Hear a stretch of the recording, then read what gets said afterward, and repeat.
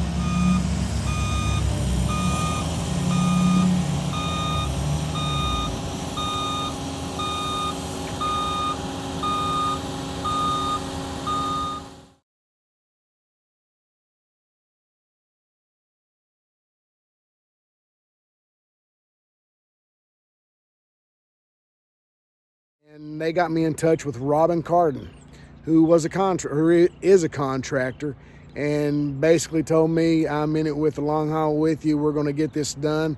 And so that got the ball rolling. That got us to where we are now. I had Summers and Taylor bring in the concrete. We got that paid for with donations.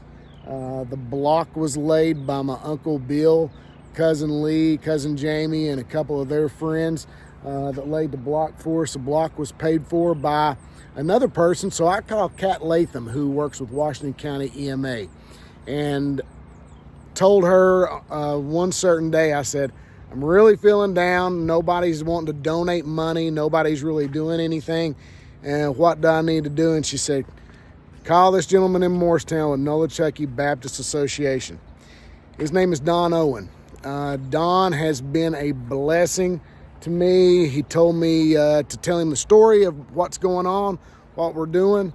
And so I sent him the video that I had posted a while back and showed him just the mess here, and told him about this gentleman that lost everything that he had, which is right behind me. And so with that being said, he came down here and met us and said that Nolichucky Baptist Association and his church was donating $20,000 to get for framing materials, building supplies, and we were the pilot house that they were going to be helping. So hopefully this is one of many for them. But Don and his crew, I think the guy's name was Larry, that came with him, just been amazing. Even getting a oven out of it for these guys also. So then I started calling around asking for framers. And so most of the people contacted me back. We got some people framing, plumber, electrician. We got some electricians going to help. Then we've got the flooring is going to be donated and put in by a local place here in in Jonesboro. So, and I'll give the names out later. I'm not going to give all the names out right now, but it's just been an amazing ride. The story behind it, from me saying that I was going to build him a house and leaving out of here thinking, what have I done? And now 3 weeks in and we got this done, just is a true testament to what God can do when you just let him drive.